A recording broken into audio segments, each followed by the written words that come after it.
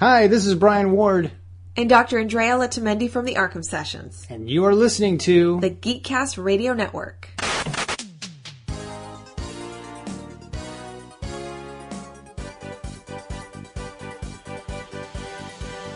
Thanks for tuning in to your remote control here on the Geekcast Radio Network. I'm your announcer, Optimus Solo, and on today's episode, join TFG1 Mike and the rest of the RC crew as they talk TV in the modern era.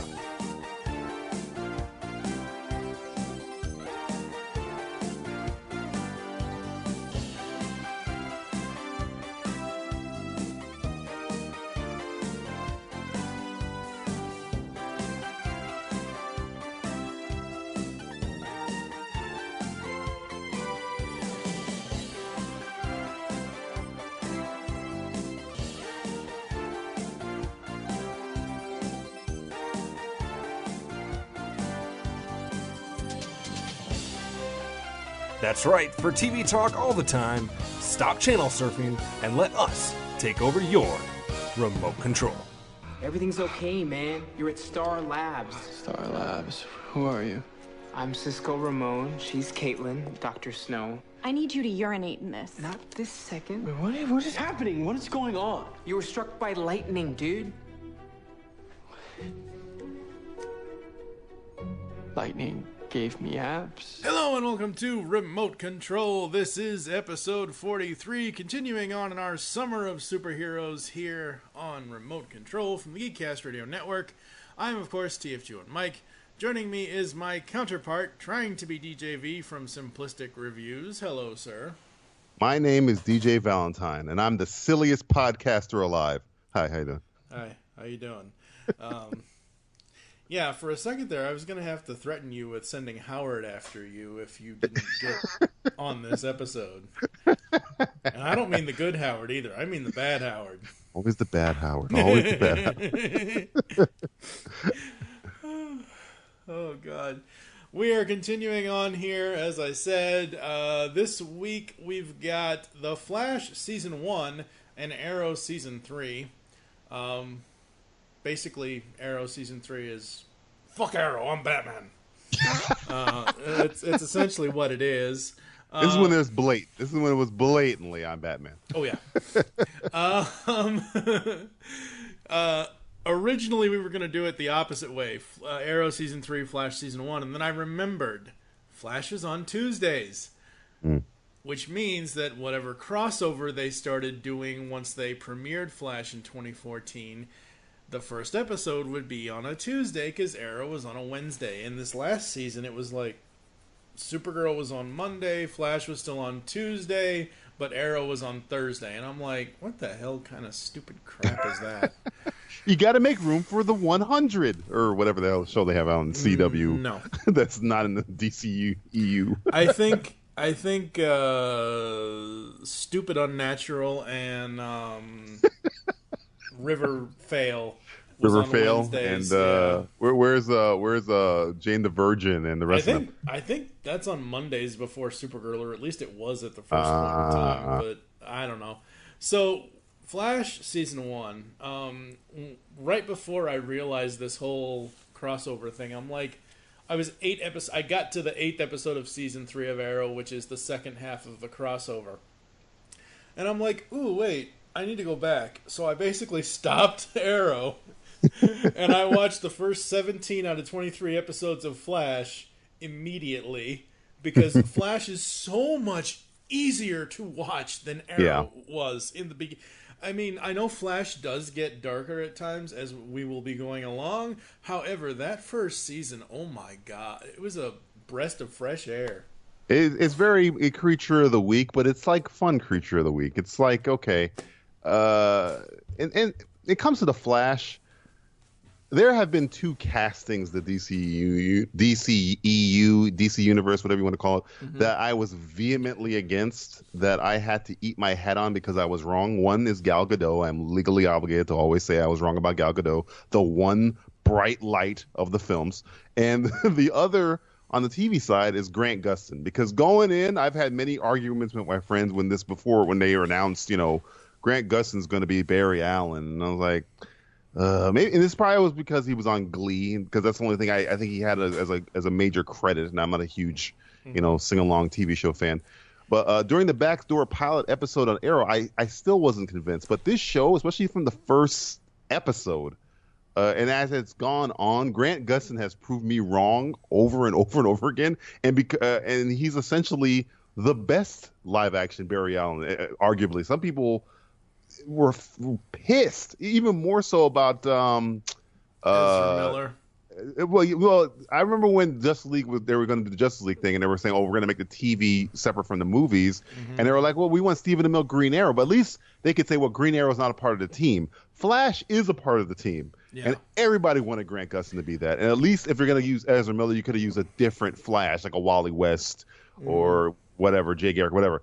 But everybody. I don't know many who go Ezra over Grant. I don't know many. Hell, I haven't even seen Justice League yet. I have not. I'm so far behind on films. Like I saw Infinity War before I haven't even seen Black Panther yet. I haven't seen whatever came before Infinity War. Those first like Doctor Strange, Black Panther, and there was one other film that came. Probably Thor Ragnarok. I'm assuming. Yep, that's it. Those three: Doctor Strange, Thor Ragnarok, and Black Panther. I have not seen any of those. And I was still able to follow along with Avengers Infinity War. I have not... past the BS that was BVS, I have not seen any DC films right Wonder now. Woman's worth your time. Wonder Woman's worth your time. Yes, I understand that, and I'm willing to go into that. And I do want to see all these things eventually, but, like, I'm more interested in DC TV than I am in the crappy movies that they have. I'm sorry, I'll say this right now. I do not care. I fully believe this. Batman and Robin had a better plot throughout the movie than the BS that was BVS. You're not going to hear me argue. If you're looking for an argument, you're not going to get one from me. We did the ultimate cut commentary on Simplistic Reviews on the BVS, and it almost killed us. God damn it! Almost killed us. Martha is the safe word. You don't want to go down that road, but no. I mean, I guess the larger point is that it's funny how Stephen Amell and Grant Gustin have essentially embodied these characters, one being a fringe character, and one now have two iterations of the same character, better than the movies. It's this idea I would have never and like I said, I was against Grant Gustin because I didn't know who the hell I was like, Barry Allen? No, this isn't Barry Allen. I just don't see it. And probably around the midway point of the pilot episode, even again, when he's yelling at Harrison Wells and the team about the which I was like, that's very Barry Allen of him. Whereas like nobody listens to him, nobody's believing him. And he's like, you know what, I'll do it my damn self. F all this. Screw all this, I'm out. I was like, that's Barry Allen. He's not gonna just sit by, he's gonna do the right thing. And I mean, I think Chris Evans kind of nailed that with Captain America, where, you know, he's gonna do the right thing. He's very just. Absolutely.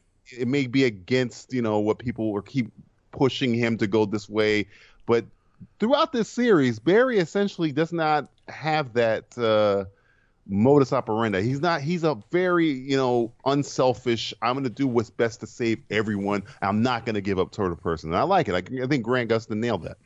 So you mentioned this, and I knew of this, but I didn't actually see any of it. You mentioned Grant comes from Glee. Like you, I was not a Gleek. The last time I heard the name Gleek was, you know, the Wonder Twins, Activate. Like, that's the last time I knew of what the hell a Gleek was. Oh, so, like, I knew of Glee. I had zero interest because I'm not really that much into musicals, ... I don't really care. However, as these shows have gone along and Barry has sung several times, he actually sings in the first season here, which I will play later in this podcast, because Caitlin's just like, huh? Like, we'll talk about that. Yeah, exactly. She has a Shaggy Scooby moment. We'll talk about that a little bit later, but after I think the first or second season of Flash, and after I saw him sing on the show, I'm like, okay, well, you know, I don't really care about Glee. I don't care about the show, but I like his voice. I like the fact that, hey, it's the Flash singing. I went and I found the Smooth Criminal song from Glee, Oh, Michael Jackson? No. No. Dude, I'm telling you, they kill it. Yes, I know it's a Michael Jackson song. Yes, I know no one should be touching the King of Pop. Sacrilege. I said no one should be touching the King of Pop. But see, here's the thing: the only other version of this song I've heard. Alien Ant Farm? Exactly. That's the only other version. So I'm like, okay, but it's the Flash up against some chick, and they're doing this duet. And the coolest thing about this, the only reason why I will defend my enjoyment of this quote-unquote Glee song is because it turned me on to two musicians, two cellos, the cello guys. These guys are their band. The band that they have is called Two Cellos, and it's just them on cellos, and they do renditions of all kinds of music, and like just Smooth Criminal on the cello. That's all it is. I will send you this video later, and you will watch it because it's just the Flash. It's went only to Clockwork Orange Flash. Me, folks. Save me. No. Went to hold my eyelids open. I must watch the Grant Gustin Smooth Criminal. It's not. It's very well done. Is all I'm saying. Am I saying you have to watch every single thing ever from Glee? Oh no. I know No. one thing. I'm in the minority when it comes to Glee because that show was on for how many years? 5 years? 6 years? Something like that. So yeah, I just didn't. From what I remember, it was just like a bunch of Abercrombie and Fitch, kind of teeny boppers, and that's what I was worried about when it came to Arrow, where it was a CW version of a dark DC comic book character. I don't want to see Abercrombie, but they've flipped or subverted my expectations when it comes to that. And Barry, as mom's apple pie as he is, he's not that. He's not Abercrombie and Fitch. He's just a good guy. So I mean, I give credit to Gustin when it comes to that. And I just finished watching the last season just aired. I've been trying to catch up before the new season starts, and he's still great. He has not wavered, and we've talked about it before. He's great in these crossovers. He's great with even with these, I want to say, gimmicky episodes like in future seasons where they're doing the musical episodes of The Flash, which doesn't hold a candle to the Buffy musical episode, but it's still all right. Yeah. I mean, he's still good. I mean, he's a good anchor for that show. When you came into it, you didn't. I didn't think Emil was a good anchor for Arrow, and he was great. He may be a great anchor for this network. And going in, I didn't think Grant Gustin was a great anchor for The Flash, and he anchors this show. Everybody revolves around him and their relationships with him. So, absolutely. Looking at Grant's filmography, I mean, it's essentially the DC TV universe. I mean, he did do, from 2010 to 2011, he did do West Side Story on Broadway. Right. He was in... maybe he'll be in the movie. I know Spielberg's trying to do it. So, God. I know if he gets a Spielberg movie, they'll do it. But, this TV schedule is a bear. Yeah. 23 episodes. Okay, I'll say this right now before we get into more of the casting couch stuff. These 23 episodes were a hell of a lot faster than Arrow's 23 episodes. Well, because the Arrow seasons are usually just like the most put upon. Arrow's the most put upon character. Where you just suffer. You just suffer like, oh, come on, Ollie. Damn it. But Flash is like, hey, we're going to go save the world. So it's like, all right, let's go. He's got like a team. And he had a team before Oliver had a team. Oliver went through a whole bunch of episodes. It was just him. And then Diggle kind of came on, and then Felicity came on, and then it was a Trinity for a while. Flash, from the word go, has 4 people who know his identity. 5 if you count, 6? How many people know his identity the first episode? So, yeah. Grant Gustin. The only other thing that he's been in, he was on something for like 8 episodes. I forget what it is because I just closed the tab. But he was also on an episode of CSI Miami kind of thing. Well, everybody was on that show. Everybody. Yeah, everybody. Candace Patton, who plays Iris West Allen, she is a soap opera diva. Really? 2011 for film, she was in The Craigslist Killer as Kate for the TV movie The Craigslist Killer. Young and the Restless, Bold and the Beautiful, like Days of Our Lives, One Tree Hill. One Tree Hill, of course. Yeah. How do you feel about her as Iris? I like her as Iris. I'm normally... Okay, how do I say this properly without offending my co-host and without offending the rest of the world? You're used to the white Iris, essentially what you're saying. I'm used to the character being Caucasian. Mm-hmm. However, as long as whatever person fills that, like, I can't see Iris as anything else now after watching Candace. Like, right. She is Iris. I figured that out. Even the movies, like, even though they cut out her role, the Iris West on the movies was also, I think it was played by the girl from Neighbors 2. I forget her name. She's really good. Another African American actress. But it's just, essentially they Robert Downey Jr. that character, where now you can't see anything but the way they performed. She had so, like, you know, on an episode of Grey's Anatomy, also CSI Miami, not the same episode as Grant, which is kind of crazy. She was on Man Up for 3 episodes. I don't know why. Did anyone even watch that show? Man Up. Oh, my God. Yeah. That was in 2011. 2012, she was on an episode of Rizzoli Isles, which is one of my favorite shows because it's Boston cops and that kind of thing. And Angie Harmon, I don't care how old she gets, as long as she keeps her voice in pristine condition, she will always be hot to me. Yes. The Whisperer. That's right. Let's see here.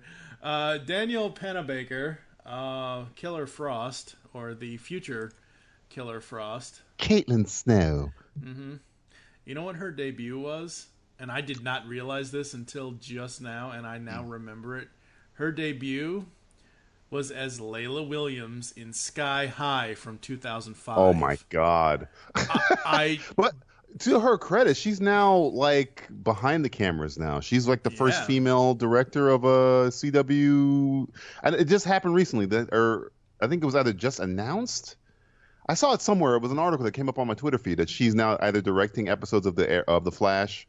Mm-hmm. And so she's a badass. So, I mean, and it comes to the characters on the show. We're going back to Iris a little bit. I think she's kind of fallen into the Laurel territory, where I think every character kind of has a niche. Mm-hmm. And with Iris, for the seasons, from this season to the next season, they were always trying to figure out what to do with her. Yep. Where everybody else kind of, like, you know where Caitlin's going. I know where she's going. Cisco, I know where he's going. Wells, you definitely know where he's going. But Iris, you never kind of knew. It was like, today she's going to be working at a coffee shop. Oh, now she's a journalist. Oh, now she's a cop-ish. And now she's leading the team. This is like, okay, they were trying to figure out what to do with her. But, I mean, as terms as actress goes, I think she's good. And the girl that plays Pennebaker, was it Danielle Pennebaker? Yeah, Danielle Pennebaker on. She started off kind of like they wanted to make her the Raven, stoic, Asperger's, not knowing how to do social interactions. But they've warmed her up, ironically, as the series has gone on, even with this Dr. Jekyll, Mr. Hyde thing they're doing as of late with Killer Frost. Yeah, absolutely. I know this is one of your favorite shows, and I don't know if you remember or not. She had a recurring role for 6 episodes on Justified in 2014. I don't remember where the hell what was her character's name? Penny Cole. I think she might have been working with the. She might have been an informant. I think I vaguely remember. I gotta go back and watch Justified. Folks, Justified's a really good show. Side notes, footnotes. Justified, awesome show. But yeah, I gotta go watch. I think she might have been one of the Raylan always could find like informants to give him information, and I think she might have been one of them reoccurring ones that had to be put in witness protection because she talked. But good actress. Mm-hmm. Carlos Valdez, DCTV is his only. Like, that's much older than he looks, by the way. Yeah. I saw him with it was between, I guess, seasons, mm-hmm. and he had like a full beard. I'm like, what the? Yes. It's like, wait a minute, how old are you, man? I thought it was a fake beard. That's how I was like, wait, how old is he? But no, he another one. I did not like him, and probably by third episode, I was like, oh, this guy's awesome. This guy's the heart of the show, essentially. I kind of got annoyed with him at first, but after a while, I very much enjoy Cisco at this point. All right, so we get into Dr. Wells, or at least who plays Dr. Wells, Tom Cavanaugh. Tommy. And this guy has been in a lot of stuff. Yes. Scrubs, yep. Off the top of my head. What's the name of that show? Is it Pushing? Not Pushing Daisies. Is it? No, that's a different guy. Was it Pushing Daisies? I can't remember. Ooh, he was in Viper for one episode in 1998. Viper. Hey, shut up. Ed. It was the name of the show. I get Pushing Daisies and Ed mixed up for some reason. I don't know. Okay. Yeah. He was in Sports Night. He was in. Oh wow, he was Ranger Smith in the 2010 Yogi Bear. Yes, he was. Not know Why that. do I remember that? I remember every sad bit of that. That happened, folks. That happened. Mm-hmm. He was Will's father in Freddy vs. Jason in 2003. Wait, I don't remember him there. Ooh, wow, that's a good one. There you go. Like I said, Sports Night, Ed, Bang Bang, You're Dead. Great title. Yep. The prequel to Kiss Kiss Bang Bang, I'm assuming. Probably. I don't know. He was in Eli Stone for 7 episodes as a recurring role. Right. He was in Royal Pains as a recurring role, Jack O'Malley. He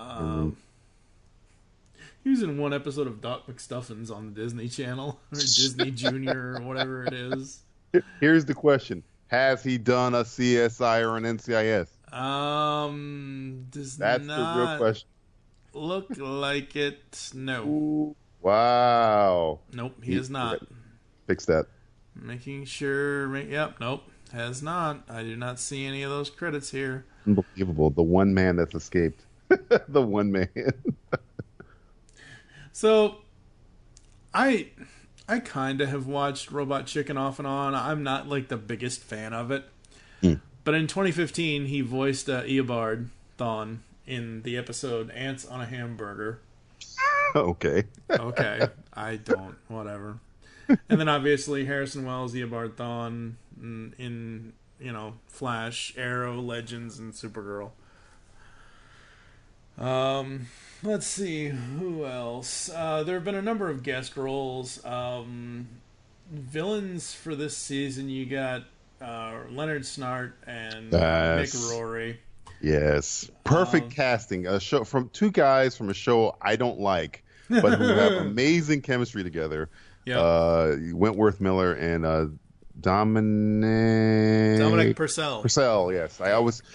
Dominic Purcell kind of got off on the wrong foot with me with Blade 3. That was the first time I had ever seen him, and I really don't like Blade 3. Neither does pretty much anybody who ever made that movie. So, like every time I see him, it's like, oh God. Or at least until Legends came along, and we'll get into that soon. Later. I was just like, oh, you're Dracula. You're the Dracula they came up with. Why? But no, his chemistry with Wentworth on Prison Break, though I do not like that show, is great. So casting them as like partners in crime is awesome. That was like perfect casting right there. Yeah, that is very much perfect casting. I saw the first Blade movie. Oh my God, that movie is. I don't even want to say it. It's 20 years old. Yeah. Oh God. I remember where I was when I saw that movie. Tallahassee AMC, Governor Square Mall. I remember where I was. I remember every ounce of that. So I liked the first Blade film. The second movie creeped me out all to hell, and then when I rewatched it later, I'm like, this is bad. You didn't like the second Blade? No. That's Guillermo del Toro, baby. That's the one with the face ripper off. No. That's the Reavers or yeah, whatever they're called. I don't know, but yeah, no.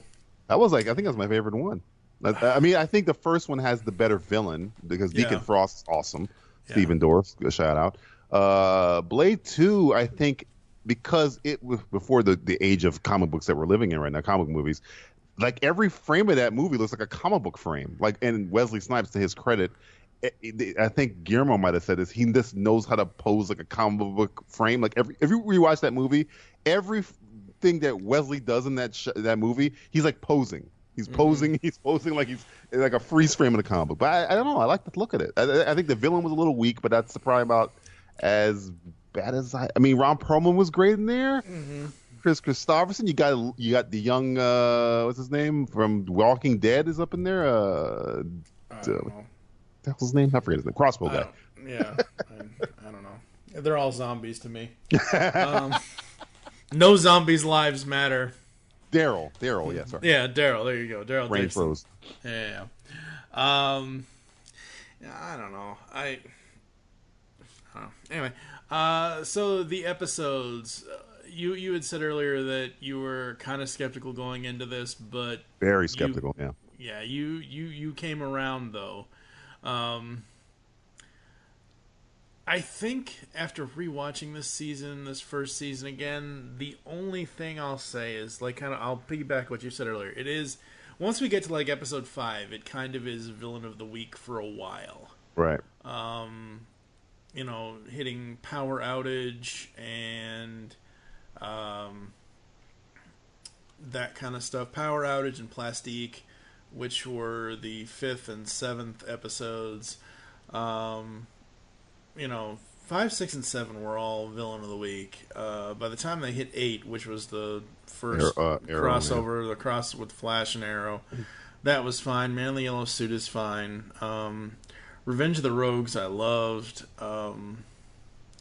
Sound and Fury, it sets up more story and it introduces Hartley, but it technically could be villain of the week as well. Right.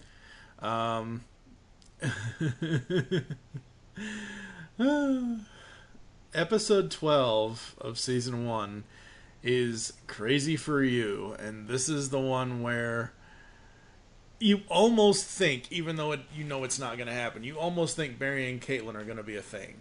Yeah. Because they have this whole storyline in this episode of... They were setting it up from the first episode, though. Yeah. When she's putting the things on him and he's kind of flirting, like, you don't smile a lot. It's like, oh... Now that I go back and watch it, it's kind of like, oh, I can see what they were trying to do here. Yeah. But nah. No. They don't have that. They have a brother-sister thing going on. Yeah, absolutely. But I love that it led to this episode. Because, as I said before... Barry's version of Smooth Criminal is amazing, and you'll hear that right here. So yeah, Crazy for You, kind of like the halfway point a little bit, because after that we get into 13 and 14, which is the Nuclear Man and Fallout, which is basically them figuring out that the Burning Man is Ronnie. Ronnie is alive. Hartley had showed Cisco that, hey, they're not dead, kind of a thing in the episode before, episode 11. Mm-hmm. And then, so what are you thinking, like, up to the, Nuclear Man and the Fallout, like the first 14 episodes? What are your thoughts overall? Do you have any favorite moments? I know there's a lot of really cool moments in the first 14 episodes, but... Yeah, I was just very... pleasantly surprised that it was moving at, like you were saying earlier, that it goes at such a easy to go clip. And the fact that they were really, again, I like how they started doing a little bit of this with Arrow, and they were doing it very sneakily, expanding this universe. I love how Flash was just like, nah, man, we're gonna really expand it. Here's Grodd. Just in the background, we're gonna throw it at you. We're gonna make mention of metahumans. We're gonna say all this, and I'm a sucker for them do little drops like that. But again, when it came to the characters, and I think we kind of skipped over one of the characters I think really made this show hit for me. It's Jesse L. Martin. Oh, yes. Yeah, Jesse L. Martin, a vet of the show I love, Law and Order, in the criminal justice system. Law and Order has such great chemistry with Gustin Yeah. And their relationship is a lot of what made this show work for me, especially as this has. They've kind of got away with it in the last couple seasons, but the first season especially, I believe them. I believe their father-son love, and it doesn't seem like a put-on. It appears that they have a history, and that's that could just be because Jesse L. Martin's a freaking badass and such a talented son of a bitch. But the chemistry works both ways. So every time they have like father-son moments, and John Wesley Shipp as well. Oh awesome. yeah.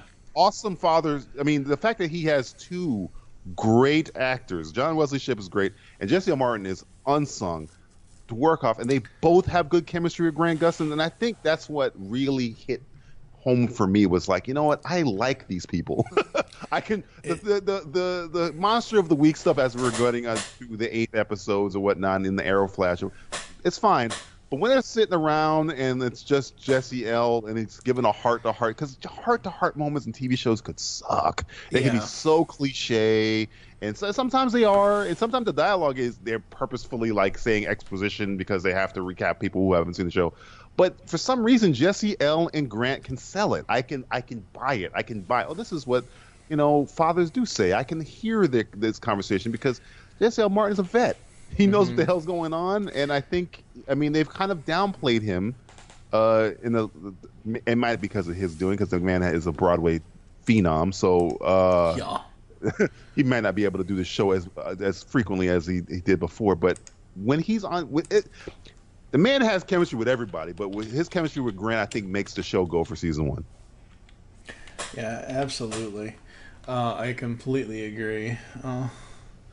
This show debuted, I'm only bringing this up because I wanted to make a joke, but I'm not going to. This show debuted 10 years after Lenny's death. Oh. Jerry Orb, I was like, when Flash was first announced, when the first episode appeared on the CW, I'm like, hey, that's Ed Green. When's Lenny Briscoe gonna come in? And I'm like, oh, wait, whoops. Oh, no. But, just like you, like, I watched, the Lenny and Ed show on Law and Order all the time. The Lenny and Ed show, what the best combo of cops.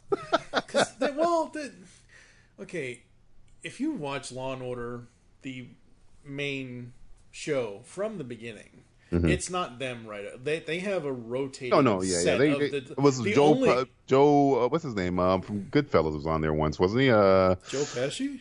No. Sorvino, Paul Sorvino. Sorry. Was he one of them? Yep, Paul Sorvino. The only person I think that those first few years, and I'd have to go back and look, and I'm not doing that right now. I think the only person in the first few years of Law and Order's run, the only person that did not change was S. Apathia Merkerson as the captain. Right. Because she was just always there. The cops always rotated in and out. Yada yada yada yada yada. But yeah, as soon as I saw, I'm like, hey, it's Ed Green. That's awesome. And it shows in these episodes because that guy's a good actor, man. Oh yeah. So there's scenes where he's in with it's him and Tom Cavanaugh having odds at it, and they're both vets. So you're just like, okay, this is higher brow than the universe they're inhabiting kind of dictates. It's like dropping Daniel Day-Lewis in like a Teletubbies episode. It's like, whoa, what's going on here? This is kind of this act is almost too good for this show where a guy named the Rainbow Raiders running around. So it's kind of like, I always take a step back from like when I see Jesse L show up or Jesse L do a scene with somebody, and or another guest that we almost forgot is what's his name? Jack Bristow, who plays Professor Stein. Professor who's Stein. Awesome. That would be Victor Garber. Always awesome Garber, who again, great actor, Broadway phenom, badass. So when there's scenes with those guys, it's like, if Jesse L's talking to Victor Garber or Victor Garber's talking to Tom Cavanaugh, you got some good acting going on here, really good. And to Arrow's credit, you had some. A lot of it falls on Amell. But here you had like Grant surrounded by really strong vets. I think you had Blackthorn on Arrow. I think that was the biggest vet you got, and maybe Merlin. But here you got everywhere Grant turns, you have a foundation of really strong, solid actors. John Wesley Shipp is like the fourth.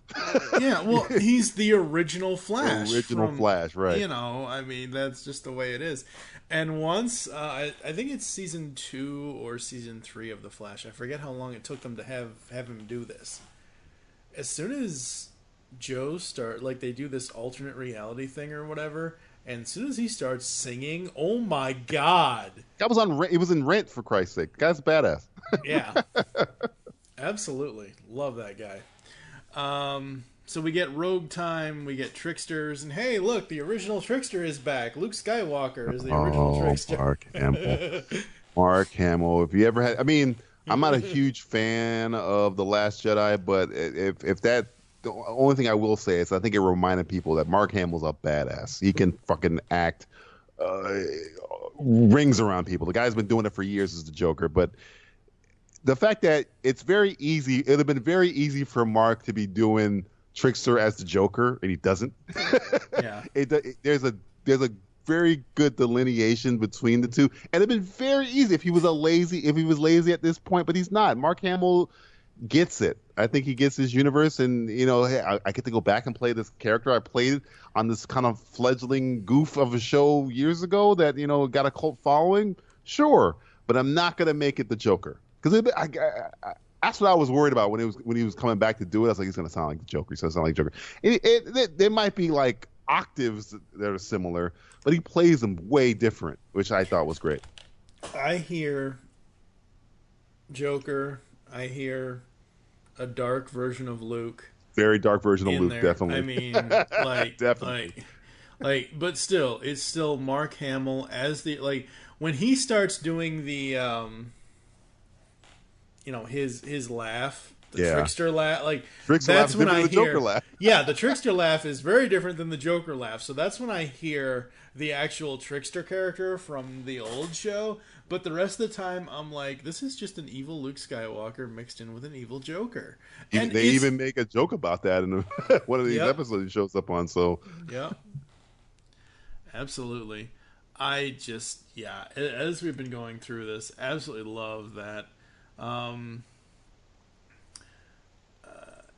We have episode 18, All-Star Team Up, this is kind of it has been debuting on Arrow, I guess, at this point, maybe. But, the Atom. And I'm going to say this right now. Up until Brandon Routh was cast as Ray Palmer. Didn't like him, did you? That was the single actor in the DC whatever entertainment stuff. Absolutely loathed the guy. Didn't like him, right? And he wins you over, doesn't he? It's more of an Arrow season 3 conversation, but no, I'm right there with you. Even I think what came out. This came out before Scott Pilgrim, or Scott Pilgrim came out first. I don't know. I can't remember because he's in there too for a little bit. But his Ray Palmer is. I mean, the all shucksness of the guy is it's entertaining to me. I don't know what it is. The Ray Palmer stuff is what should have been written for Superman Returns.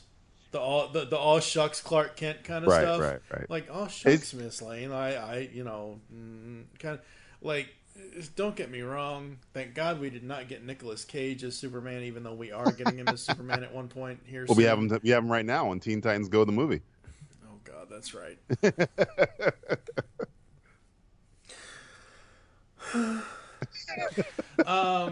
But yeah, no, I could not stand Brandon Routh. I could not stand the guy. But here as Adam, as Ray Palmer in Arrow, here in Flash, absolutely love the guy. Once he eventually switches over to Legends, still love the guy. He gets better on Legends. So much better and better and better. So much. His relationship with Mick is awesome. Yeah, it is. Haircut. That stuff is great. Yeah, it's amazing. What was I going to say about him? Since I don't know, switch gears a little bit because we forgot to mention this. Throughout this whole season of Flash, the first season, and then Arrow season 3, they kind of tease up a little bit of Barry and Felicity. Right. will they, won't they kind of stuff, and they have this nice little moment and things like that and whatever. And again, another one of those what's wrong with us, yeah. Whereas Caitlin and Barry is more of what's wrong with us, why are we, not putting ourselves out there. Barry and Felicity is like, we're both pining after people we can't have. Maybe we should get together. Oh, wait, no, that's not, no. Good they're, idea. They're the same person. They can't. They're too similar. They're like dating themselves. It's like, no. They need kind of I think the way they work is fine.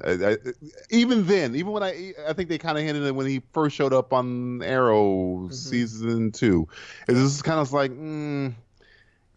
you can see when it clicks. It's like, I don't feel it. I never felt it between those two.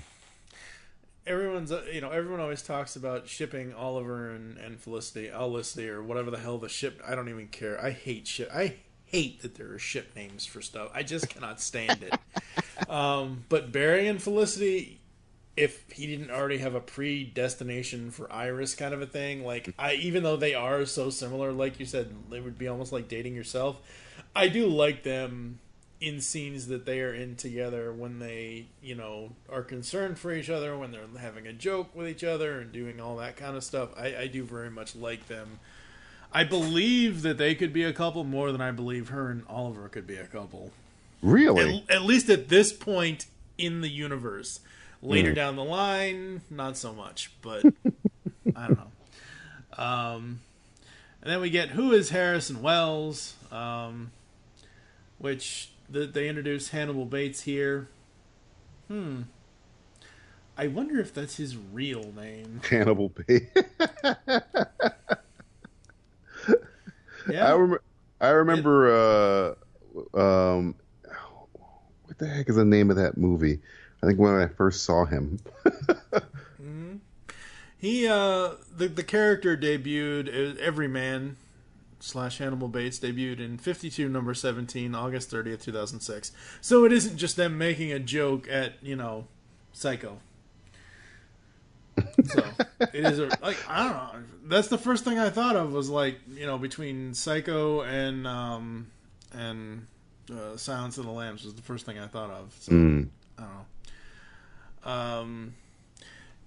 How do you feel about, you mentioned it earlier, that Grodd's kind of in the background here for a lot of this season.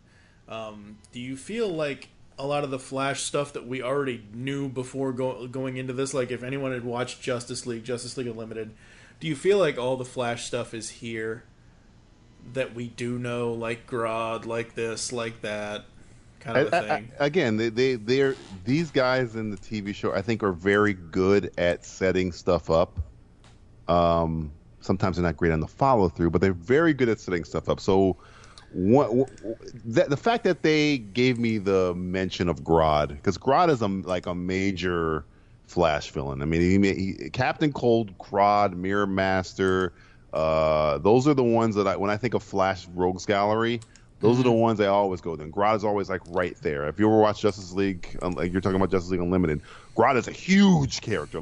Oh yeah. I mean, he was I think he took over from Lex at one point. He's a badass. So, and I think they've always wanted to do it. And I know if they had their druthers, they would do a lot more of Grodd, especially with the whole. And I think Andy Serkis kind of helped us out with the anthropomorphic monkey thing going on. But it's probably very, very effing expensive to use Grodd. And Killer Shark, speaking of other characters. It's very expensive to do those characters. Though when your character, one of your main characters, is so expensive to do. But every time he showed up, I think if you temper him, you save the budget. Okay, look, we have Grodd this season. We're gonna put most of our money into Grodd for this one episode, and that's it. You don't have to have Grodd as every episode, because you can't. That's like $100 million picture, or whatever. But I've always liked him. I think they've used him properly on this show throughout all the seasons. I think they've used him as properly. I think what was the last one they had?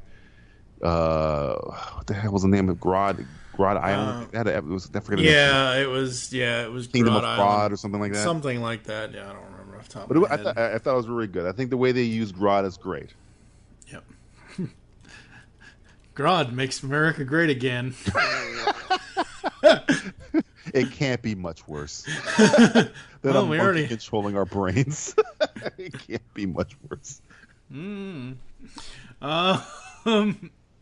So as these final episodes are winding down, who is Harrison Wells, the trap, Grodd lives. You're basically getting the whole plan of what Eobard is doing. At first, throughout this entire season, I didn't care whether Eddie lived or died. Yep. And I think they did it on At first, purpose. I guarantee you that was on purpose. I did not care because Eddie, in the beginning, he's so inconsequential up until the last 5 episodes. Right. And the way that he is portrayed, this is not the actor's fault, but the way that the actor is portraying the character from whatever's written, I don't know if he ad-libbed any of this stuff.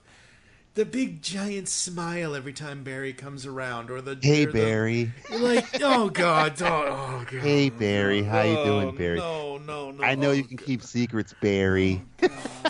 He has that voice. I did not have any faith in Eddie until they revealed to him that Barry. They started working together. That so late in the season, like I said.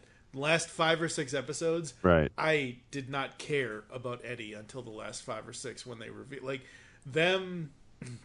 When he's like, "Oh, well, how are you going to take care of?" Because there's one point where they have to get a multiple car chase thing, or multiple incidents are happening, and Flash is working with Joe and Eddie, and Eddie asks him in a flash, "How are you going to do?" "Oh, that's how you're going to do it." Whoops. Okay. Because Flash just zooms cars around and puts Joe in another car and right. all this stuff and everything else. So up until they started working together to make the city safe again, or more safe, or whatever you want to call it, I had zero anything for Eddie Thawne. I don't want to go Machiavellian here, but I think the fact that that ending sequence, even though it should have been plainly obvious what was going to happen. Mm-hmm. The fact that he's so inconsequential, as you're saying, and we don't like him, and he's kind of like the other guy, every teen or romantic chick flick, the guy who you don't like because he's in the way of the hero getting the girl kind of person.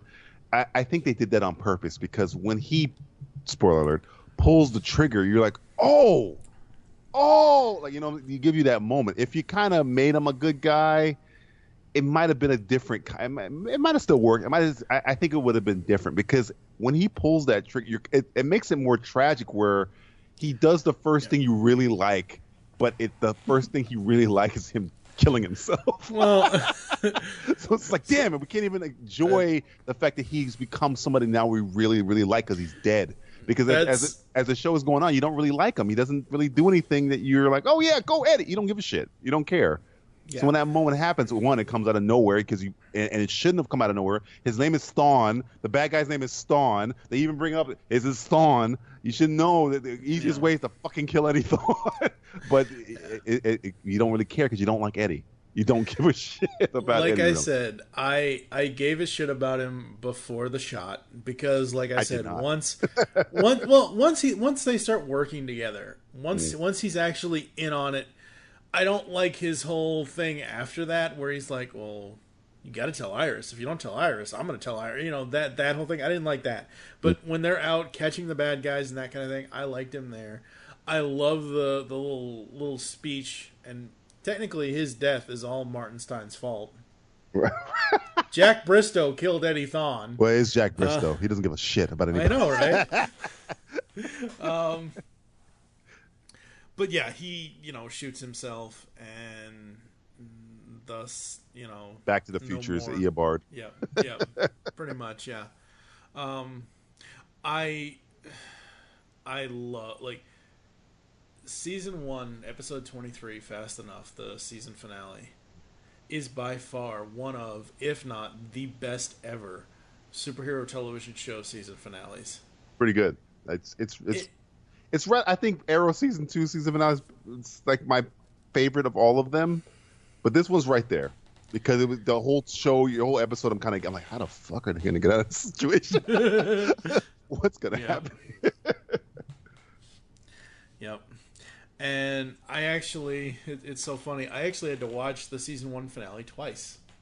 Really? Because I was so tired last night. I started watching it. Next thing I know, it's like 5 a.m. and something else is on my net. Like, oh no, it wasn't something else on my Netflix on my phone. I was like 5 a.m. and I was like season 2, episode 4. I'm like, wait, what? What happened? Wait a minute here. I know I didn't watch the last 4 episodes. So, yeah, season 1 of The Flash. It's superb. It really is. That there's not a lot here that I dislike other than Eddie up until he has his, It's come to God moment with a gun. Essentially. His come to God moment. Yeah, there you go. I'm going to blame episode 22 of The Flash, and this has pissed me off till this day. And it's probably has nothing to do with the Flash people, the directors, Greg Berlanti. I blame CW. Because CW's marketing department essentially spoils the season finale of season 3 of Arrow in their goddamn commercial for the season. Because it shows Oliver Queen, who at the time, we don't know if he's completely like under the spell of Ra's al Ghul, helping Barry out. And I'm like, okay, I guess he's not under the spell of Ra's al Ghul anymore. Why would you show that in a fucking commercial? It doesn't make it. And to this day, the episode itself, because I was not going to stop watching Flash at episode 22 just to catch up Arrow to see where Oliver is. Like, I forgot about it too. Like, I'm like, oh right. Like, I knew he went to go get Ronnie Stein, Firestorm and Ollie. I knew he went to go get them. I forgot where Arrow was at the time because I'm like, hey, he's the Dark Archer. What the hell? What's going on here? He's got black arrows. You're not the whole thing. So when it comes up, I'm like, well, this is kind of anticlimactic. I know he's going to turn because the way they left the episode before, it to this day it bothers me. I'm like, who decided on that? Who said, yeah, don't worry about it. F it. It's like, God, you just essentially spoil the entire storyline. And that's just probably one of the faults of season 3 of Arrow. Yeah. I blame Arrow. I fully blame Arrow. Anything else you want to bring up about season 1 of The Flash? Tom Cavanaugh's good. We've talked about him. I'm glad they only flirted with the Sherlock pop text when Barry does the CSI thing. Because every time I see that in other shows, especially with the beginning of this one and near the earlier stages of this episode, I'm like, why are you ripping off Sherlock? Don't rip off Sherlock, man. Get out of here. You're not Sherlock Holmes. Get out of here. You're a regular guy. You're just a regular guy. Even without your lightning didn't make you Sherlock Holmes. Get out of here. So yeah, I'm glad they didn't make it like, crime of the week. They really pulled back on this CSI stuff. And I thought they were going to make it like a motif as I was going. I was like, oh no! I think they did it for the first 3 episodes or the first 3 times he does a CSI thing, and I'm like, nah, man, you're a superhero. Do the other thing. But no, everything else. Grant Gustin again proved me wrong. Him and Jesse L. Martin, great. The guest stars are great. There's a guy who plays Kyle Nimbus. He also plays Victor Zsasz on Gotham. He's ironically, I guess, or coincidentally, on a show called Barry on HBO, and he's freaking amazing. With Bill Hader, he's awesome. But yeah, a lot of the guest stars on this show, and this show has a litany of not amazing guest stars. Like what? Goldberg, Edge? It's like crazy guest stars on this show. Yeah.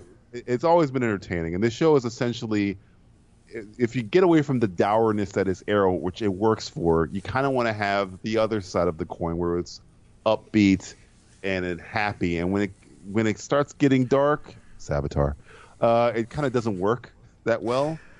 See, I thought it did because you have up until the actual I'll watch Arrow if I want that. I don't want to watch it in Barry, man. You can give me stakes without being depressing.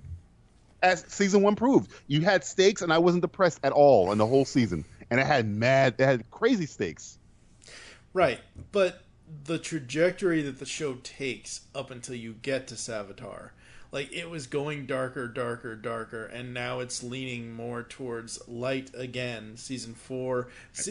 See, the issue with the first 3 seasons of The Flash is that Season 1, Speedster. Season 2, Speedster. Season 3, Speedster. 4 fixed it. I think 4 got right back on track. And Right, exactly. Because 4, I think at one point we see Eobard's character at some point in some sort of timeline thing or whatever. But Season 4 was the Thinker. Season 4 was a completely different animal. And it injected another character that brought new life to the show, in Digby. Elongated Man, that character, and I think now he's a series regular because for some reason, every scene that guy is in, I forget the actor's name, it's like a breath of fresh air. It's like, oh, wow, I forgot. Flash is supposed to be the fun show. Now, I mean, it's not as fun as Legends of Tomorrow, but it's the super, I don't want to do Superman, Batman, but he's the Superman show. Yeah. Flash is the Superman show. Arrow is the Batman show. I don't want the Superman show feeling like the Batman show, and vice versa. But there are times when Superman does have to go dark. Sure, I mean, that's fine. That's not all the damn. No, it's not. No, it was one season. Come on, right? That's 23 episodes. That's a long time. But it's okay because Flash is so much easier to watch than Arrow. Like even when Flash is at his darkest hour, we don't necessarily need the Matrix of Leadership to light that just yet. I mean, Be like Flash is like the first 10 minutes of Transformers the movie, and Arrow's the last half is dark and depressing. Everybody's dead. Prime is on a table. They're dropping Transformers and Unicron's intestines. It's this dark.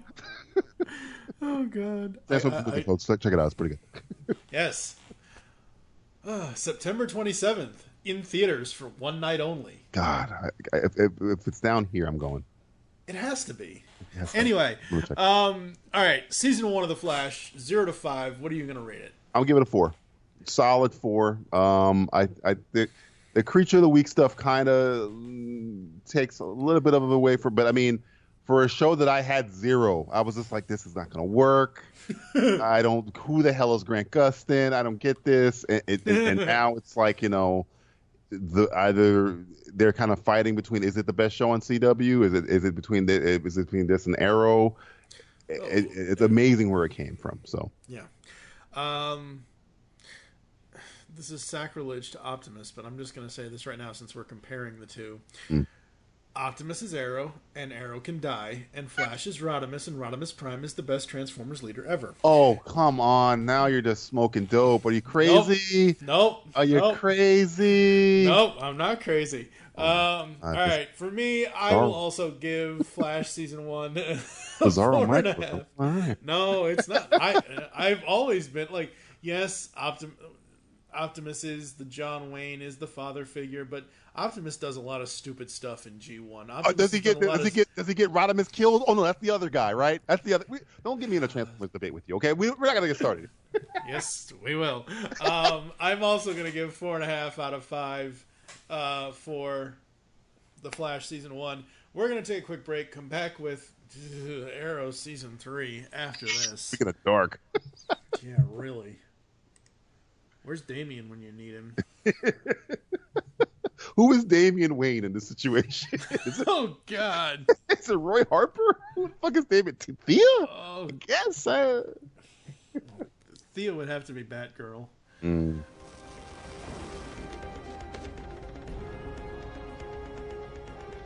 that's my story. I've spent my whole life searching for the impossible, never imagining that I would become the impossible.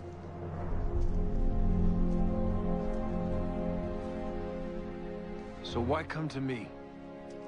Something tells me you didn't just run 600 miles to say hi to a friend. All my life I've wanted to just do more, be more. And now I am. And the first chance I get to help someone, I screw up. What if Wells is right? What if I'm not a hero? What if I'm just some guy who was struck by lightning? I don't think that bolt of lightning struck you, Barry. I think it chose you. I'm just not sure I'm like you, Oliver. I don't know if I can be some vigilante. You can be better.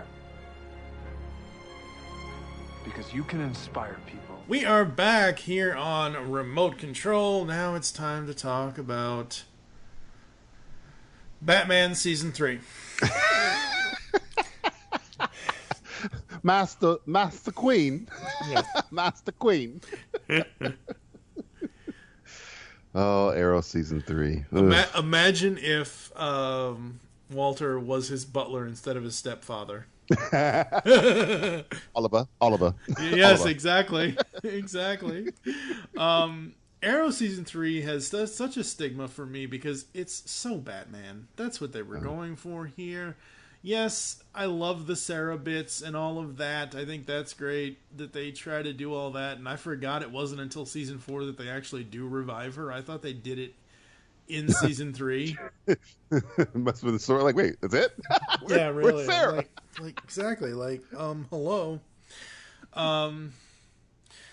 So yeah, really quickly before we get too far into the episode stuff, recurring roles for this season, we have Tatsu is here, Danny Brickwell is here, Ra's al Ghul, not Raz. I don't. Raish. They actually started saying Ra's as I was rewatching They tried to make sense of it because you have to be in the league to say Raish, and if you're out of the league, you say Raz. But it's stupid. always Raish. It's always Raish. Batman wasn't in the league, and he still said Raish in Batman the Animated Series. You damn right he did. Whatever Conroy says goes. Exactly. You have J.R. Ramirez as Ted Grant Wildcat. You have Charlotte Ross as Donna Smoke. Brandon Routh as Ray Palmer / The Atom. Guest people, you've got Eugene Bird as Andy Diggle. Surprisingly, John's brother is alive. Whatever. You have Amy Gumenick as Cupid. Doug Jones as Deathbolt. Mark Singer as General Matthew Shreve. Wonder if he's related to the Batman Beyond Shreve. Anyway. Katrina Law as Nyssa. Okay, now let me ask you this. I've been dying to ask somebody this for the longest time. Yes. Ask away. It would have been too on the nose for them to use Talia. Is Nyssa his actual... Like, yeah. Okay, so she is another... Okay. Right. I thought the same thing, and I had to go back in my comic book files. I was like, "Is this an actual?" Yes, she does exist in the comic books. You have Katie Lotz superbly filling Sarah Lance Canary, Kelly Hu. Katrina Law, by the way, I really really like. She's awesome. By the way. Yeah, she is. What else has she been in? She's been in some stuff. Let's see here. She was in Third Watch in 2001. Oh, okay. She was in Chuck as Alexis for one episode in 2009. Good old Chuck. Legend of the Seeker. Oh, Legend of the Seeker. I remember watching that show on Saturday afternoons. Oh, wow. She had a main role on last year's Training Day TV series as Detective Rebecca Lee. I didn't watch it for the simple fact that it shouldn't be a Training Day TV series. Yeah, no. out of general principle, I did not watch it. Rest in peace, Bill Paxton, but nah, bruh. Yeah, no. There's only one Training Day, and that's not it. It had a definitive end. Yeah, exactly. It pretty much ended. Yep. And you've got Colton Haynes as Roy Harper / Arsenal. / Speedy / whatever. / whatever the hell you want to call himself this week. Yeah, I'm very down on this season. Again, we've talked about this where we're talking about season 1 and 2. Yeah. It has 9 great episodes. I was in for 9 episodes. I mean, even with, Laurel doing her... This is when I think I started to really not like this character. I mean, I was kind of like, I don't really care about this character. Whatever, sure. Mm-hmm. And then when she starts becoming, violent, angry Laurel's like, I know you're nowhere near Katie Lotz, so you can't be Canary. But first 9 episodes I really dug. They really set up the dread of Ra's al Ghul properly. Yeah. I mean, Nissa, whatever how you ever want to pronounce it, she's very great. Just the way they do that, I really like the Malcolm Merlin Thea. I'm training you to be, I like that stuff. But again, I repeat, as soon as Oliver falls off the cliff, the season falls off a cliff with him. For me, yeah. I did not. If they had the balls, Oliver shouldn't have shown up until either the season finale or the season premiere of next season. That's how I would have done it. But again, you can't have the show without your main character. Could have been pushed. You could have pushed this back. The Climb, I think is the name of the episode, which is a great, fantastic episode. It might be one of the best episodes of CW, DC, whatever. It's great. They would have pushed that back to maybe episode 23, the season finale, or maybe episode 12, somewhere in the middle, a little bit farther. They wanted to do it before the winter break or whatnot. Okay, so this is the one season out of all these shows where I first realized winter break, mid-season finale. The whole term mid-season finale came up to me with this episode, because I remember the advertisements for The Climb, for this episode. All this episode is missing, even though it didn't make it horrible, is Miley Cyrus. Sorry. He was watching from a distance. Exactly. But yeah, I specifically remember this being like, oh my god, you mean to tell me we have to now wait until next year? Like, we have to now wait until... I'm like, oh god, really? The first 9 episodes... Episode 5 is by far my favorite episode so far of the entire series. As we're going through it, Season 1, 2, 3 of Arrow, The Secret Origin of Felicity Smoke is by far the best episode this show has done outside of The Climb. You love emo smoke. You love emo smoke. It was crazy. Like, I was wondering when they were actually going to get to it. And obviously they did, and it's super cool. I don't know. Starting off, I guess, is when you get the sign of Ra's al Ghul title screen, which I thought was cool when they changed the arrow for the season to that thing, that brand that Oliver gets on his back. I thought that was all pretty cool. I'm trying to think of all the good things I liked about the season. I not skipping ahead to The Climb. I really thought again going in, I'm like, nobody's gonna going into Batman Begins. I was like, nobody's gonna be better than the Ra's al Ghul in the animated series, and Liam Neeson was really, really good. Mm-hmm. And then I'm watching this, I'm like, is he gonna be better than Liam Neeson? And Matt Nable, I thought was really, really good as Ra's al Ghul. I thought he again surprised me. I was he's really just the way he portrays calm and confidence, like confidence, right, when he's just like, I'm not. You don't understand. It's almost like a child threatening you. When Oliver threatens him, it's just like he almost feels sorry for you. Like, you don't understand what's going to happen to you. I've already seen the end of this movie. I know how it ends. You do not. I hate to break it to you. That way, that's how I always saw Ra's. Where Ra's al Ghul in the comic books, the animated series, Batman is, I'm going to fight for justice, and Ra's just always wants to tell Batman, what you're fighting is such a lost cause. What are you doing? Trust me, follow my way, even though I'm pretty mad from Lazarus Pits, but I'm pretty attuned to what's supposed to happen. And I thought they captured that in Matt Nable character. They did, but still nobody can touch David Warner at this point. Yes, Matt Nable is amazing as a David Warner is the guy that did the voice on the anime series, right? Yep.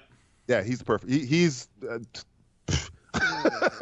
best. He is the best. I'm glad you told me his name, because I've never knew his name, but I always hear that detective. I always hear that voice in my head when I think of Ra's al Ghul. Yep.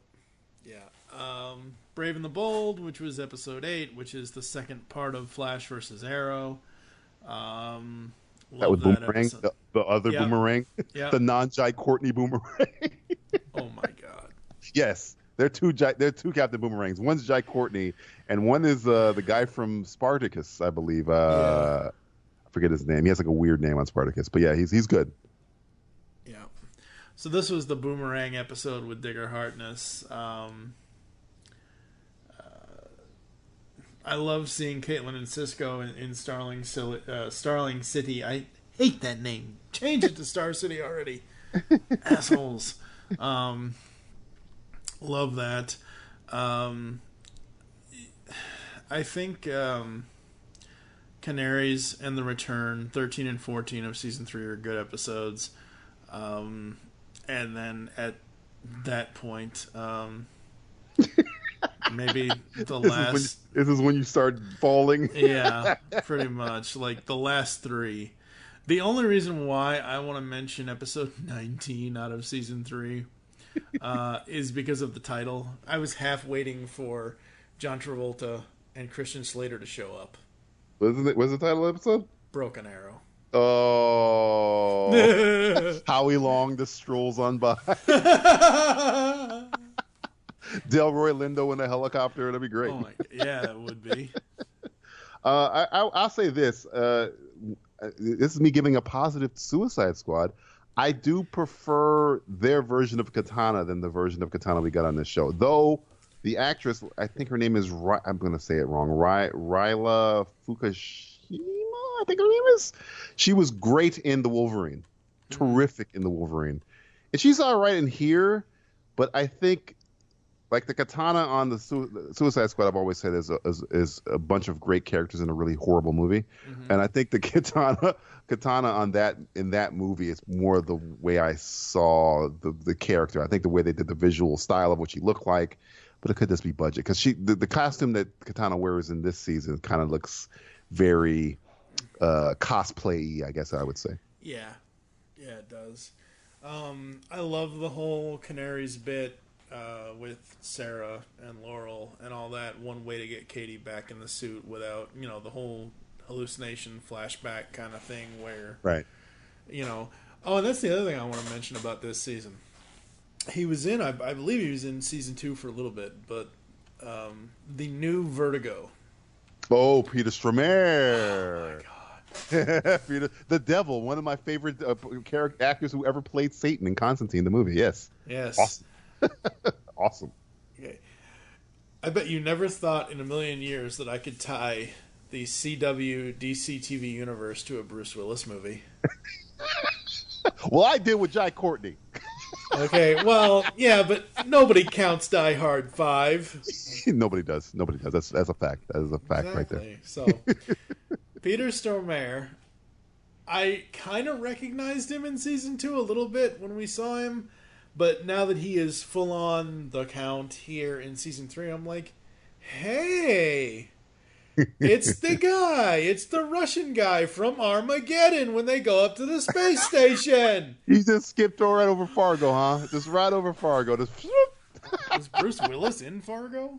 No, I'm just saying. Peter Stormare does such great work. He's in John Wick, for Christ's sake. Mm-hmm. He's also in Bad Boys 2. Oh, he's great in Bad Boys 2. I know. He's great in that movie. I know. Peter Stormare is one of those actors when he shows up, it's like, oh, hey, Peter Stormare. He's like, exactly. Hey. Yay. It's like, cheers. Oh, Stormare's here. But no, he's great.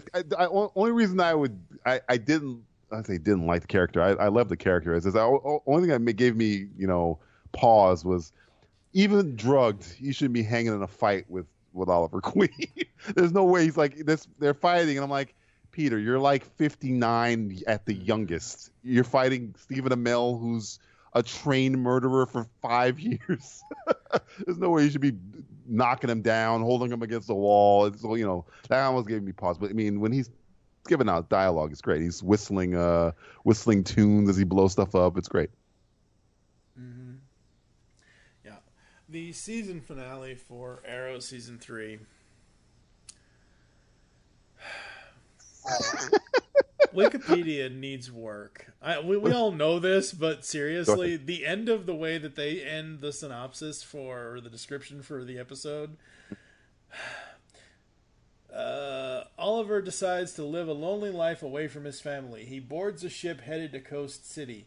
He doesn't board a ship. Him and Felicity get in a fucking car and they drive away. In a car? Yes. Like, seriously, what the hell? Even the Wikipedia person who was typing it gave up on the season. It's like, yeah, Exactly. Oliver got on a boat or something. I don't know. Whatever. Exactly. Like, seriously? Really? That's, God, Arrow season 3. What did you like? What did you like other than the characters? What stuff did you like about it? We're trying to find all the stuff we like because there's a lot of stuff we don't. Yeah, obviously. I do like how the the title screen has changed and it's another version of the Arrowhead kind of thing. I think that's cool. I do love the crossover bits. I do enjoy that. I love seeing Cisco, Caitlin, and Felicity all do their geeky stuff. I love the relationship that Barry and Oliver have. I think it's super cool. Like you said earlier, basically two sides to the same coin. I kind of am enjoying Diggle's arc more than Oliver's at this point in the season. Suicide Squad arc? Yeah, I kind of dig that. I think that's kind of cool that they're going that route. And the whole thing. You think that was kind of their version of a backdoor pilot that they changed their mind on? That's what I was getting out of that episode. I think so, yeah. I think so. I'm probably wrong, but I think so. I think they wanted to try to maybe give him his own show or give the Suicide Squad their own show where he would still be on Arrow, but he would guest star on... He's like the control of the Suicide Squad or whatever, giving them their orders and then he disappear or whatever. Yeah. There's only one woman that could ever play Amanda Waller, and she ain't here. Yeah. There's only one woman. Well, there's two. I would say there's arguably two women that could play Amanda Waller. Okay. CCH Pounder is number one. Thank you. Viola Davis does a pretty damn good job. And again, great characters in a shitty movie. Yeah. If you put Viola Davis as Amanda Waller in a better movie, she works. She's a great Amanda Waller because she got that I don't care down. It's just she was in a really bad movie. But CCH Pounder, yes, I agree. That's Amanda Waller. Yeah. It will always be an Amanda Waller. When you can get Claudette Wims to be Amanda Waller and be a completely different character from what she is on The Shield, that's amazing. That is very true. Yeah, I mean, come on. Like on The Shield, she's like, yeah, she's a good person. And Amanda Waller, she's the scum of the earth. Well, it's one of those things where, like, obviously The Shield came kind of, well, I saw The Shield before I saw most of the Justice League stuff at the time, back in 2001, 2002. And I don't even need to look this up. I remember it to this day. March 8th, 2002 is when The Shield debuted on FX, because that was the show that kicked off all of their, or FX original TV stuff. Original programming, right. As soon as, I didn't even know who CCH Pounder was. When I first saw this, didn't even care. After watching 3 of the 7 seasons of that show at the time, I love her. And then and then I heard her on Justice League. I'm like, hey, it's Claudette. That's great. That's the best casting ever. She will always have one of my favorite lines, which I think must have been on Justice League Unlimited. Maybe it's Justice League, where she just rolls up on Batman and goes, "We all have our secrets. Rich boy." I was like, yo! Why do I remember that little exchange? Because it's badass. But yeah, I guess our point is that the woman who plays Amanda Waller on season 3, who's from Spartacus as well, is the same with Captain Boomerang. Not intimidating enough. See, Amanda Waller is not supposed to be a supermodel, because this girl who plays Amanda Waller, she's beautiful. Amanda Waller is supposed to be a bulldog. They've always referred to her as a bulldog. She doesn't give a shit. And that doesn't say she's ugly. She's just mean. She's just you shouldn't be awed by her beauty. You should be intimidated from the word go when you see Amanda Waller or hear Amanda Waller. And the girl who plays her, she's too neat for the part. Yeah. I would say. Yeah. I don't know why didn't this get CCH Pounder to play her on Arrow. I would have cast her again. That'd have been perfect. She's a TV actress. So there was one moment. You asked me about other stuff that I liked. And it's episode 19. I forget what episode 19 is off the top of my head. I don't know. So there's one part of episode 19 where I absolutely, of course, it's Broken Arrow. Yeah. The car crash. When they get hit. Oh, right. When I was rewatching this in order to do this podcast, quite literally, at 4 a.m, with my office door closed, I quite literally jumped 2.5 inches out of my chair and almost screamed. Because I did not know that, like, I completely... That's why I don't go back to a lot of this stuff. You know, I pay attention to the stuff that I like. I don't really like Arrow Season 3, so I don't remember half the stuff. But when there's a good moment that can actually lift me out of my damn chair, like, that's good. Because, like, I was like, oh, what the... Oh, my God. Did that just happen? Oh, no. Like, wow. Yeah, that was... I think they were still... I mean, at this point... I guess my overall thing about Arrow Season 3 is that it starts off so good and it falls off, but I think I'm more disappointed in it because it could have been... Because they had a tall mountain to climb. Joke. Because they're coming off of Season 2, which is fucking amazing. So when you give me you promise me Ra's al Ghul, and you give me The Climb, which is, again, amazing episode, I'm like, okay, wherever you guys go here, you have potential to make this shit amazing. Mm-hmm. And they kind of falter. There's still good stuff in there where it's like, oh, that's not bad, you know. It's just where it ends up, it's like, oh, this is what you came up with? Compared to what we came out with Deathstroke and Malcolm Merlin in Season 1, it's just like, with a character of Ra's al Ghul who, by canonical history, is 10 times more important than Deathstroke or Merlin. It just feels like it falls short. And I think that's why I always look at Season 3 like, damn it. This pisses me off more. Like Matrix Reloaded. I always say Matrix Reloaded because Matrix Reloaded to me was great up until after Neo pulls the bullet out of Trinity, the movie just right off a fucking cliff. The whole series is it doesn't make it because the motorcycle shit's awesome. All the shit in the beginning is great. Just as soon as he pulls the bullet out of her, it's like, all right. Now we're in fucking weird land and shit. So yeah, I think Arrow Season 3, it's not the worst season of television ever. It's just, it could have been great, and they fumbled the football essentially at the goal line. Yeah, for the DC CW shows, it is the worst season out of them all. I will fight anybody on that. Anyone says, but Legends Season 1 is worse. No, it's not. It only had 16 episodes. Season 1 was pretty... Yeah, that was CBS. Maybe we won't count that because that's CBS Yeah, that's CBS Season 1. It's not really countable. So... I got to do a bit of math here, folks. I'm not sure if I can do this, but why don't you go on and say, like, what you're expecting for Season 4 from Arrow, if you're expecting anything. I mean, you mean the next season's coming up? Yeah, for Arrow. Is it 4 or is it 6?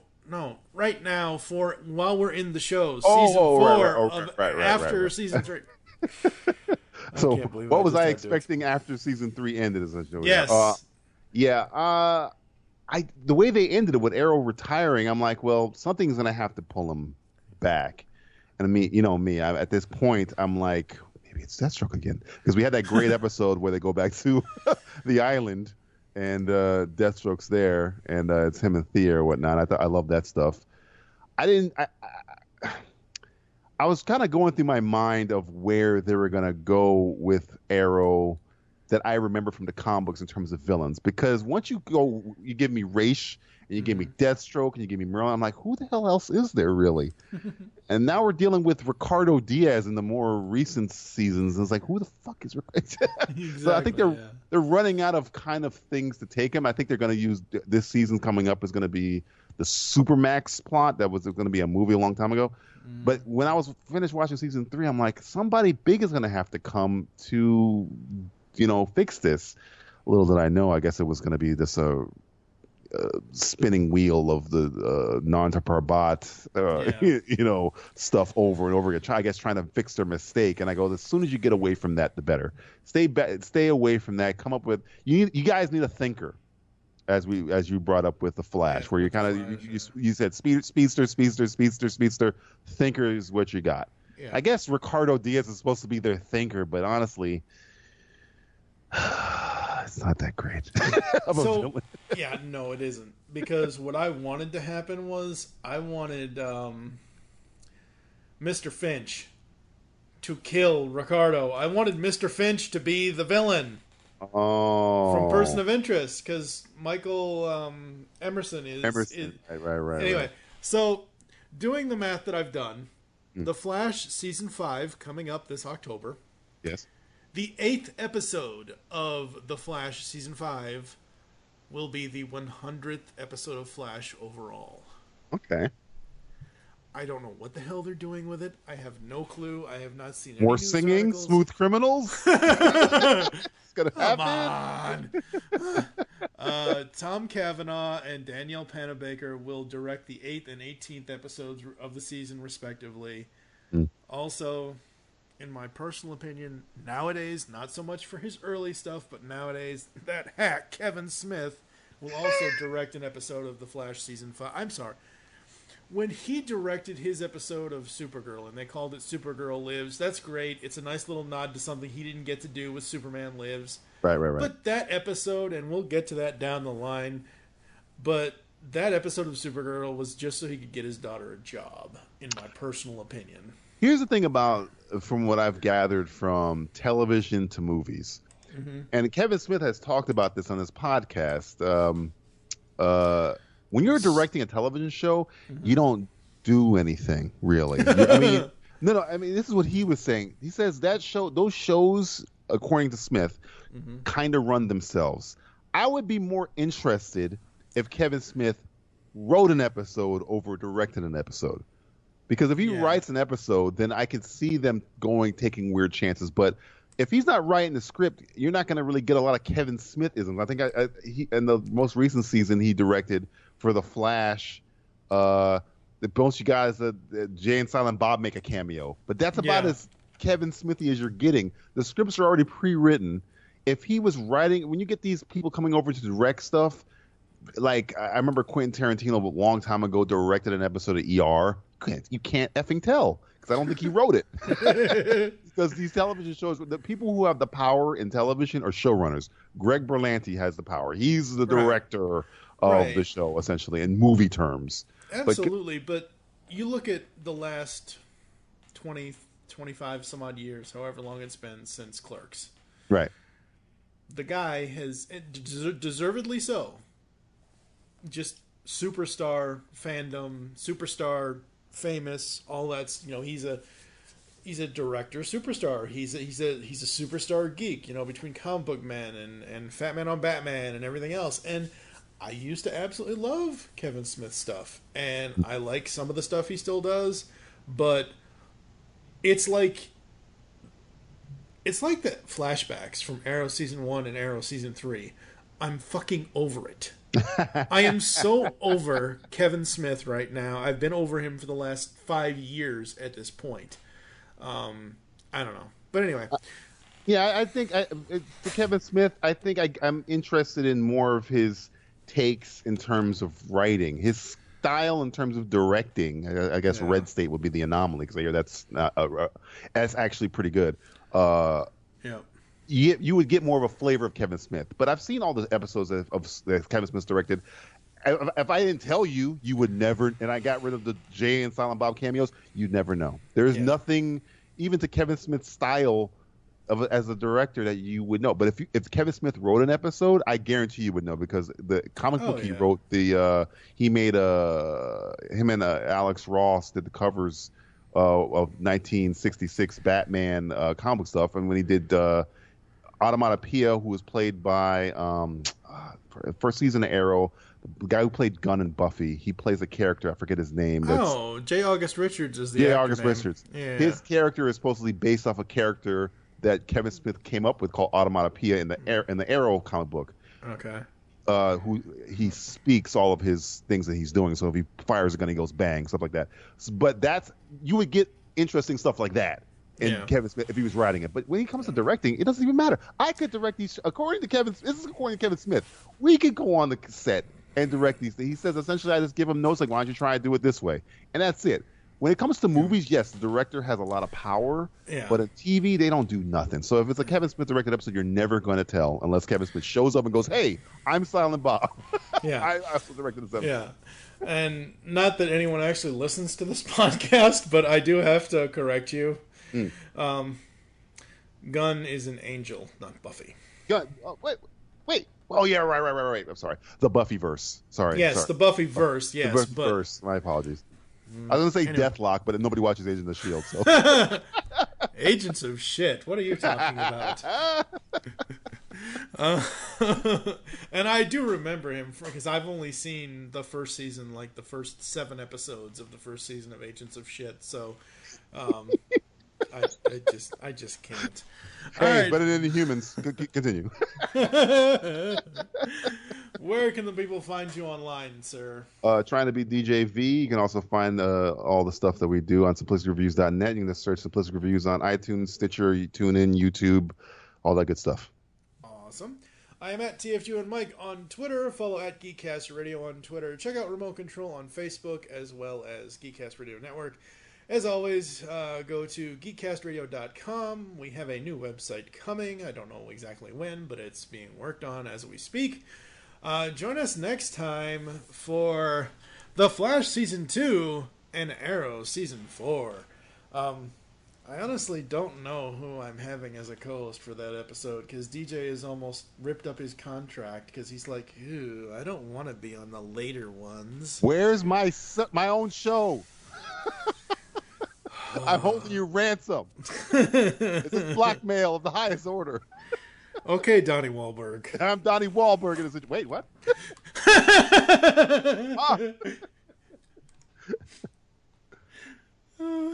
Keep fighting over the remote control, folks. We'll catch you next time here on Remote Control. Donnie Wahlberg? What? See, I recast you as a white guy. I got whitewashed by Donnie Wahlberg. Come on. I could have said Lieutenant Dan. Lieutenant Dan? Oh, God. So funny. On the Simplistic Reviews podcast, we talk movies. We talk TV. We talk... Hello, Julie, what the heck are you doing? Trying to make our spots sound more exciting by adding explosions. Yeah, I'm pretty sure you could have got the point across with sound effects, not the real thing. Car. Download this show on iTunes or at simplisticreviews.blogspot.com. I'm sure your insurance company will cover that. No, they won't. No, they probably won't. Yeah, nope, that's not gonna happen. Guys, he's in the corridor. Gideon, could you just, not tell him that we were here? Of course. I will accept any command given to me by you. Barry! Come on, we gotta get out of here. Wait, why? Would you accept my commands? Because you created me.